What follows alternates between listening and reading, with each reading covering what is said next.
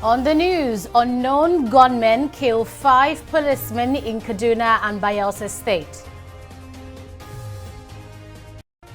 Senate approves repayment of 10 billion naira to Kogi State government. And in the United States, public hearing for Trump's impeachment begins.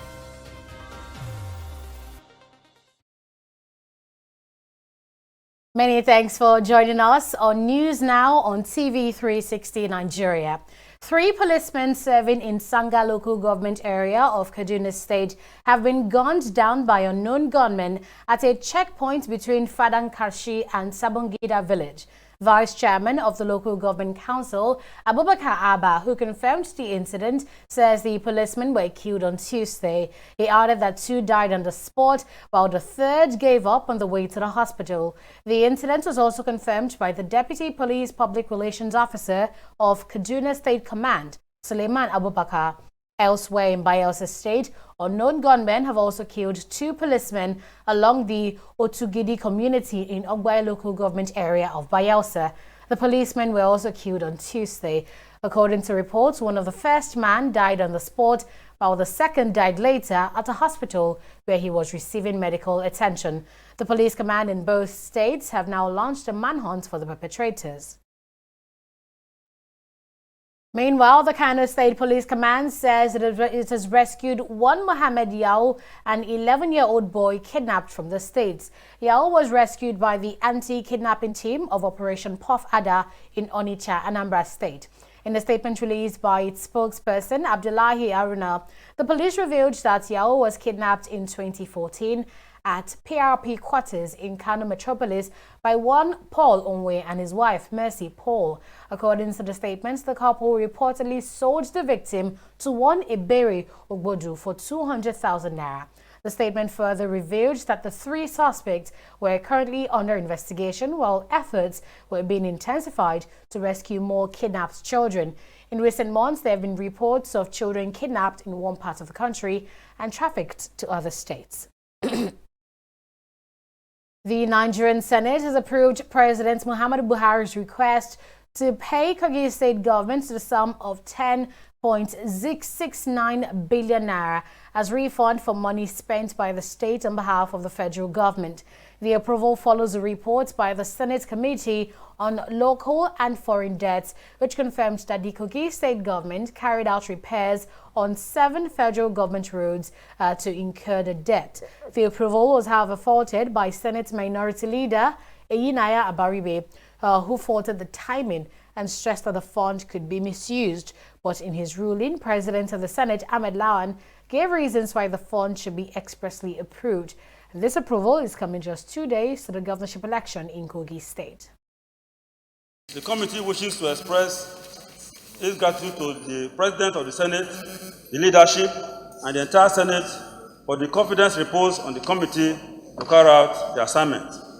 It is my humble pleasure, therefore, Mr. President and district colleagues, to move that the Senate do approve the promissory note program and bond issuance in the sum of 10 billion 69 million as refund to Kogi State government for the projects executed on behalf of the federal government. On Saturday, there is going to be an election in this same Kogi State, and money is going to them today. I agree that they should be paid. What I don't want is misuse of this fund, because it is for the people of Kogi State. And therefore, I have the mandate of the minority to say that this can be waited upon until next week. Because too many state governments also have their papers there, and the speed in which they have decided to pay this one, they haven't paid the other ones. We have done justice to others, and we have to do justice to Kogi State. It doesn't matter when this justice is coming. This justice has to be done. And I'm sure that when you turn to our colleagues in the minority, and said on behalf of them that we shouldn't approve of this. You didn't mean that we shouldn't approve the recommendations of our committee on foreign loan and debt. The Senate do approve a promissory note program and bond issuance in the sum of 10 billion 69 million naira as refund to Kogi State government for the projects executed on behalf of the federal government of Nigeria. Those in favor say aye. Kai. Apparently everybody has voted for this. Those in favor say aye. Those against say nay. The ayes have it. The crisis rocking Nigeria's ruling party, the All Progressives Congress, seems to be worsening, with the party's governors' forum demanding the resignation of its national chairman, Adams Oshiomhole. Salihu Lukman, Director General of the APC's Progressives Governors Forum, made the call on Wednesday. Lukman urged Oshiomhole to urgently convene a National Executive Council meeting of the party or to leave the office. The development is coming a day after the APC in Edo State announced the controversial suspension of the national chairman. The Edo People's Movement, a faction of the ruling All Progressives Congress in the state, has announced the suspension of Governor Godwin Obaseki, his deputy Philip Shuaibu, and the secretary to the state government, Ogie Osarodion. The suspension was announced by one Patrick Ikarile on behalf of the group. According to the group, Obaseki and his deputy have concluded plans to defect from the APC to the People's Democratic Party. The group stated that it reached the conclusion after analyzing available information from top leaders of the PDP. The development is coming hours after the 18 APC local government council chairmen in the state urged the National Working Committee of the APC to expel Obaseki for anti-party activities. Nigeria's ruling party, the All Progressives Congress APC, has rejected the ruling of the Federal High Court sitting in Abuja, which disqualified its deputy governorship candidate, Senator Bayo Barokuma Eremenyo, for submitting false information to the Independent National Electoral Commission, INEC. In a statement on Wednesday, Iyanogua, Bayelsa APC chairman Amos Jotha described the court ruling as a miscarriage of justice. Jotha says the APC will head to the appeal court to challenge Eremenyo's disqualification in the November 16 Bayelsa governorship polls. The People's Democratic Party had sued the Bayelsa APC governorship candidate Leon Pareworim and his deputy Eremenyo and INEC, asking the court to disqualify Eremenyo on the grounds of false information. In a ruling on Tuesday, Justice Iyangeku held that Eremenyo did give false information in relation to his educational qualifications and disqualified him from contesting in the polls. But the APC has now vowed to appeal the court's ruling 3 days to the election. The Nigerian Senate has introduced a bill to punish purveyors of hate speech with death by hanging. The bill, titled National Commission for the Prohibition of Hate Speech, was sponsored by Deputy Chief Whip Sabi Abdullahi. It has now passed first reading on the floor of the Red Chamber and has been generating mixed reactions amongst Nigerians. TV360's Tunji Oye tells us more. One issue the Muhammadu Buhari government had to deal with since coming to power is the issue of hate speech and fake news. The issue has caused so much injury to individuals and corporate bodies that the federal government, through the National Broadcasting Commission, is working to regulate the social media, which of course is the most potent vehicle of hate speech. I think the Senate has its priorities misplaced in every way, because they're talking about hate speech. The bill does not define what hate speech is. It is a way of muscling Nigerians and making us keep quiet about what's going on in Nigeria. And then the bill talks about killing somebody who they say has made a hate speech. And then they're talking about creating another agency apart from the courts. It's just a misplacement of priorities, and they don't even know exactly what they're doing. This is a reenactment of Decree 2 and Decree 4 of 1984. Is what we're seeing play in what we say is a democracy. It is totally unacceptable. What is happening in Nigeria is just a situation of filaga filetable. They are just trying to confuse us the more. How do we determine hate speech? For instance, somebody has done wrong, and the other man is trying to say, this man has done wrong. You understand? And in the process of saying that, you are saying something that is wrong. It just also depends on the determinant. But to me, they are trying to confuse us the more. If people have not talked, if people have not come out to say what is happening in the society that is bad, I do not think that we will be enjoying the democracy we are enjoying today. The Nigerian Senate may be giving the federal government a huge boost with the proposed hate speech bill, which scaled its first reading at the Red Chambers.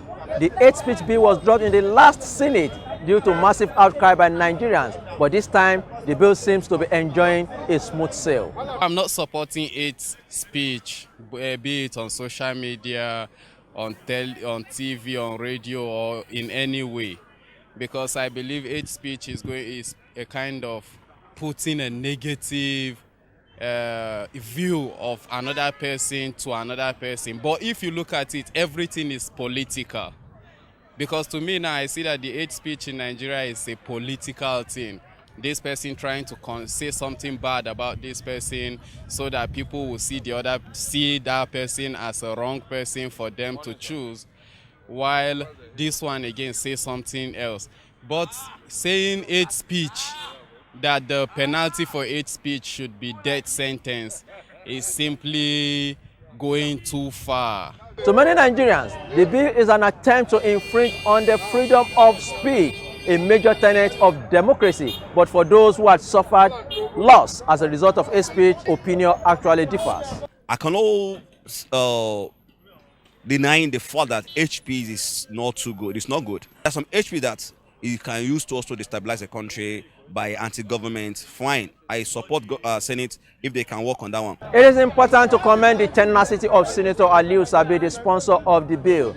The bill died in the hands of the Niger State Senator in the 8th Senate, even before getting a good breath of life. The lawmaker is not giving up despite that setback. The hate speech has been reborn in the 9th Senate. Will it stay this time? From Abuja, Tunjioye, TV360 News.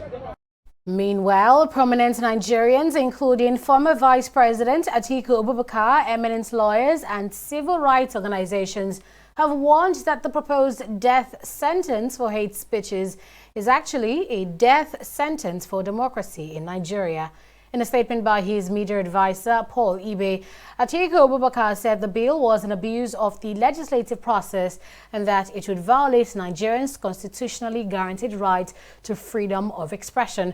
Also, the convener of the Free Nigeria Movement, Raphael Adebayo, said his organization would mobilize Nigerians to resist the proposed anti-hate speech bill. The activists described the planned anti-hate speech commission as an attempt to muzzle Nigerians and deprive the citizens of their right to speech. He urged Nigerians to rise up and oppose the bill so as to protect their liberty and constitutional rights. The Court of Appeal sitting in Calabar has upheld the victory of Governor Udom Emmanuel of Akwa Ibom State in the March 9, 2019 election. In a unanimous judgment, the 5-man panel, presided over by Justice Azira Mishalia, agreed with the lead judgment read by Justice Tunde Awotoye. Nsima Ikere and the All Progressives Congress had alleged irregularities in 756 polling units and called a total of 43 witnesses. But the appeal court said they failed to give evidence of their claims. The court also awarded a cost of 500,000 naira against the appellant, Nsima Ikere of the All Progressives Congress, in favor of the first respondent, Governor Udom. The federal government has identified the social institution as a major force in curbing drug abuse in Nigeria. The Permanent Secretary, Ministry of Foreign Affairs, Mustafa Suleiman, revealed this at a 2-day workshop in Abuja on narcotic drugs. The national workshop focuses on promoting the implementation of the international drug policy commitments following the adoption of the ministerial declaration in March 2019. Social institutions and families are failing to take responsibilities, and it's a major problem. Because unless, especially the family level, begin to take responsibility for their members. Agencies of government that are saddled with these responsibilities will continue to have problems managing these issues. The issue of cultivation of cannabis for medicinal and wellness purposes in the country remains under the law.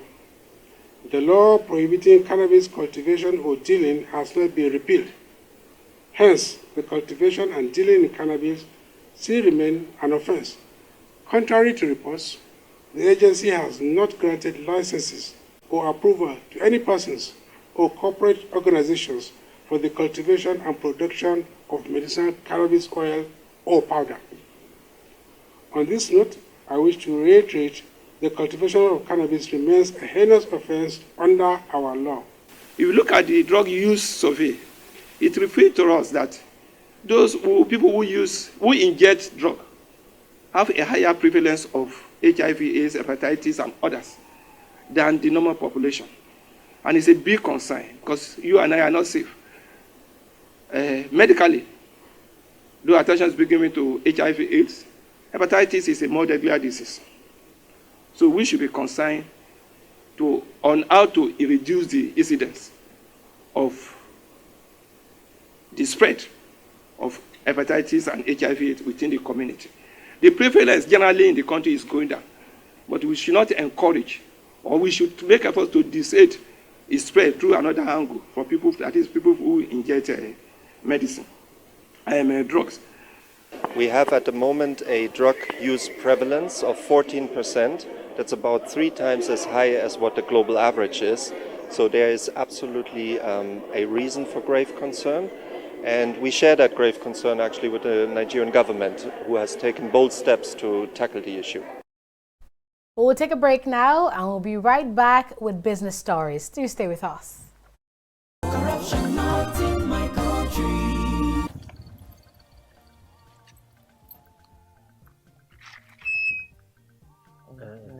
Now, yeah? Yes, Oga. Okay. Where I go come find 300 naira change? I better try look for change now. When they do business? Hey, Timmy. Ade, bro. I be. I beg, give me 200 naira. Make I take sort out this guy. If let's say no get change. Take it, give us. I said 200. Give her 100 naira. Yeah. Okay, I agree to pay 200 naira. How much you think they carry people from that place we carry on the chair? Okay. No, they touch me. Now 100 naira. He agreed to pay. Because that was what you said was the fair.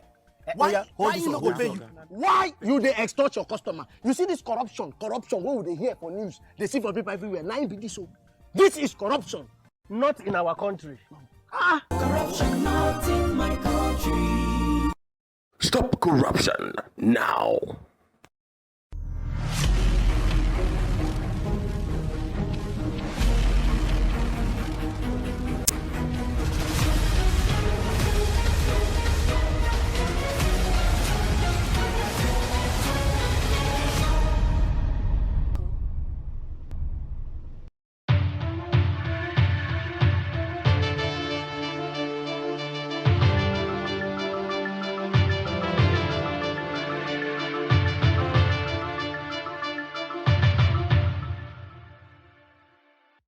And you're welcome back. We're now joined Fidelia Aguncha for News and Business. Hello, Fidelia. Hi, Aneta. So we all heard what happened a few days ago, how border communities in Nigeria were buying fuel at an exorbitant rate of 600 naira per litre. We see now that the Nigerian Senate is stepping in to do something about it. Could you please bring us up to date? Well, that's correct, Aneta. The Nigerian Senate has summoned the Comptroller General of the Nigeria Customs Service over his directive stopping supply of petroleum products to filling stations within 20 kilometers to the nation's borders. Though the Customs Comptroller Ahmed Ali on Tuesday announced that the suspension was to curb smuggling of petroleum products to neighboring countries, the Senate has rejected the excuse, describing it as a knee-jerk approach to a modern problem. The upper chamber has now called on the customs boss to urgently explore usage of modern technology in tracking and scheduling petroleum trucks that undertake business along border towns. Aware that there are a number of proven technological innovations that can be explored to check and manage and curtail the acts without resorting to manual blanket approaches as it is being practiced at the moment. Worried that if this situation is not properly addressed as soon as possible, it will further compound an already bad situation for people living along the border created by the prolonged border closure and thus exerting more hardship on the people. Further worried that if we are going to have an order of this nature, there must be some kind of palliative measure. If you're going to have a blanket approach that 20 kilometers from the border, tankers cannot go, then you must at least find, even with 5 petrol stations that can be selling fuel so that peace people can still go about their daily life and run their businesses. But to say that 20 kilometers, nobody can sell, no petrol tankers can sell petrol or take petrol to all the border town, what do you expect the people to do? They have to drive, a pregnant woman or somebody at night needs to go to a hospital, there's no petrol, they have to go 20 kilometers away to buy petrol, and before they come back, these are the things we have to look at when we're making pronouncements. We should have an engagement, just like one of the prayers said, with the custom authorities in the country, and we should look for what is in the best interest of our people. Nigeria is now classified as a middle-income country by the World Bank. Minister of Finance Zainab Ahmed announced this while briefing journalists on the outcome of the Federal Executive Council meeting held in Abuja. Ahmed noted that the new status was due to the growth in Nigeria's gross domestic product, GDP. Nigeria is now classified by the World Bank as a middle-income country by reason of its GDP of over 397 billion US dollars. And a per capita income today of 1,000, or as at end of 2018, of $1,960 per head. This makes Nigeria qualified for a blend status in the World Bank group that gives the country a leverage and enables us to access some less restricted resources of the bank, both at the IBRD as well as at the IDA windows. Minister of Finance, Budget and National Planning Zainab Ahmed says dividends paid from the profits of oil companies will no longer be tax exempted if the finance bill submitted by President Muhammadu Buhari is passed by the National Assembly. According to the statement, this bill seeks to improve revenue by removing the tax exemption granted for dividends or income received from companies charged under the Petroleum Profits Tax Act. Providing clarity on some of the amendments to be made with the bill, Ahmed said it seeks to provide efficiency in the administration of individual income taxes in Nigeria. The bill, which contains some changes to the Companies Income Tax Act, Value Added Tax Act, Petroleum Profits Tax Act, Personal Income Tax Act, Capital Gain Tax Act, Customs and Excise Tariff Act, and Stamp Duties Act, was submitted alongside the 2020 budget proposal to the National Assembly. A review of activities at the stock market is up next after this break.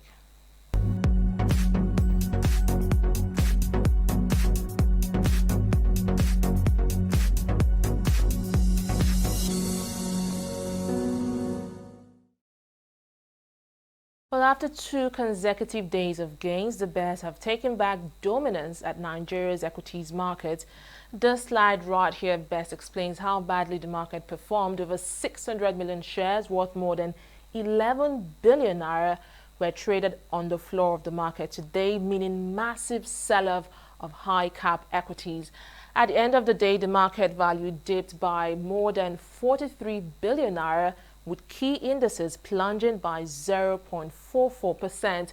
Driving this downtrend are heavyweight equities like Total right here, which sits top on the losers chart, depreciating by a massive 12 naira and 3 kobo. It is closely followed by Dangote Cement, which lost over 2 naira and 2 kobo in value, and Unilever PLC and Guarantee Trust Bank sits 3rd and 4th on the chart with a combined drop of 1 naira 8 kobo. It was, however, a quite productive day for these equities right here. Guinness, Zenith Bank, Access Bank PLC, and First Bank of Nigeria Holdings all posting gains, though quite little, but a gain is a gain, I must say. Well, let's now see how the foreign market fared. FTSE, Dow and Nikkei are also dropping just like the NSE. The FTSE by 0.13%, the Dow by 0.01%, and Nikkei dropped the biggest or largest by 0.85%. That's it from the world of business. It's back to Annetta. Unimpressive trading activity there, too sad for investors. Moving on, in the United States, it's not so good news also for Trump, as the United States House of Representatives have begun the first public hearings into the impeachment inquiry into President Donald Trump. Top diplomats Bill Taylor and George Kent are the first to testify before the House Intelligence Committee in Washington. Trump is accused of withholding vital security assistance from Ukraine and pressuring President Volodymyr Zelensky to investigate his political rival Joe Biden, an allegation the White House has repeatedly denied. The impeachment effort could see Trump removed from office, but only if the House impeaches him and the Senate convicts him. This is the fourth impeachment hearing in U.S. history and the third to be televised. A Swedish appeal court has found former Nigeria international Dixon Etu guilty for attempted match fixing. In a press release on Wednesday, the Stockholm Court of Appeals said it was clear that Etu and an unnamed former player tried to influence an AIK goalkeeper Kyriakos Stamopoulos to fix a match in Sweden's top division in 2017. Though the former player escaped a jail sentence, he was instead fined and sentenced to serve probation. Etu, however, says he will be appealing against the ruling at the Supreme Court. And that's it from here on News Now on TV360 Nigeria. Many thanks for watching. Bye for now.